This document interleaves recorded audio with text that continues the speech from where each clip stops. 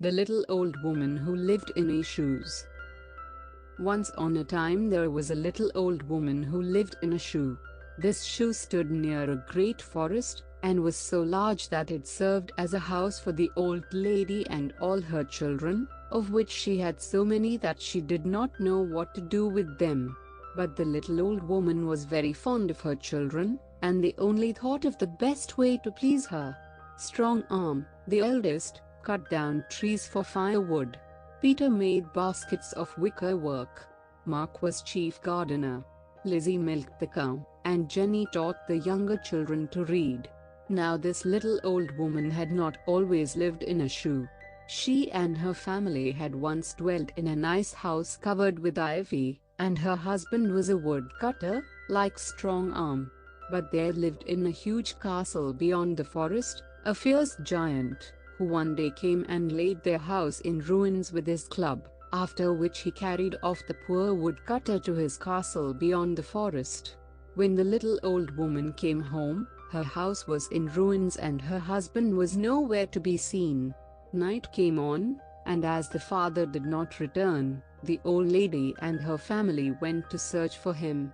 When they came to that part of the wood where the giant had met their father, they saw an immense shoe. They spent a long time weeping and calling out for their father, but met with no reply. Then the old lady thought that they had better take shelter in the shoe until they could build a new house. So Peter and Strong Arm put a roof to it, and cut a door, and turned it into a dwelling. Here they all lived happily for many years, but the little old lady never forgot her husband and his sad fate.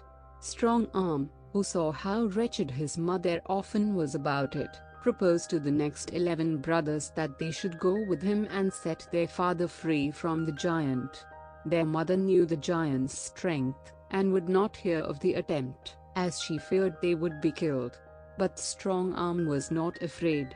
He bought a dozen sharp swords, and Peter made as many strong shields and helmets, as well as crossbows and iron-headed arrows. They were now quite ready. Strong Arm gave the order to march, and they started for the forest. The next day they came in sight of the giant's castle. Strong Arm, leaving his brothers in a wood close by, strode boldly up to the entrance, and seized the knocker.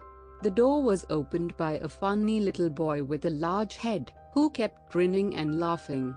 Strong Arm then walked boldly across the courtyard, and presently met a page, who took off his hat and asked him what he wanted. Strong Arm said he had come to liberate his father, who was kept a prisoner by the giant. On this the little man said he was sorry for him, because the part of the castle in which his father was kept was guarded by a large dragon.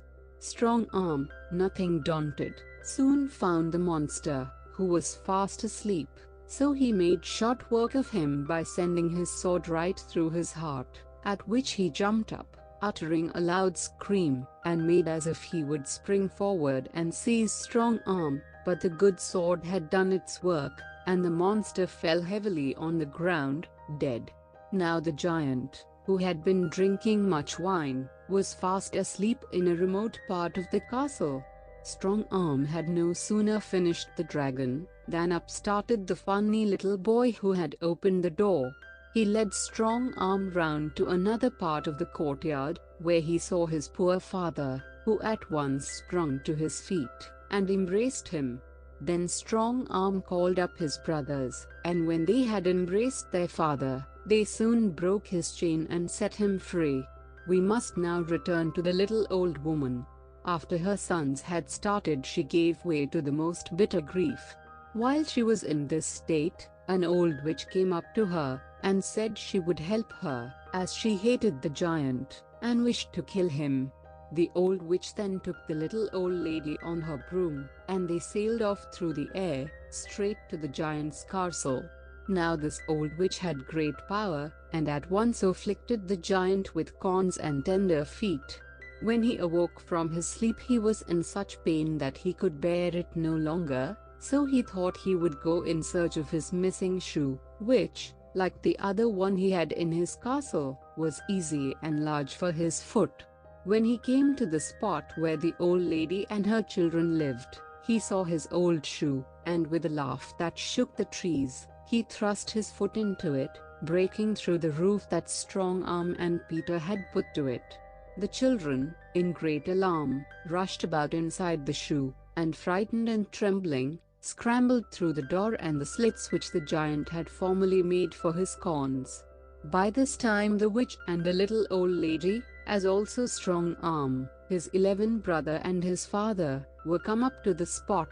Strong Arm and his brothers shot their arrows at him till at last he fell wounded, when Strong Arm went up to him and cut off his head. Then the father and the little old woman and all their children built a new house, and lived happily.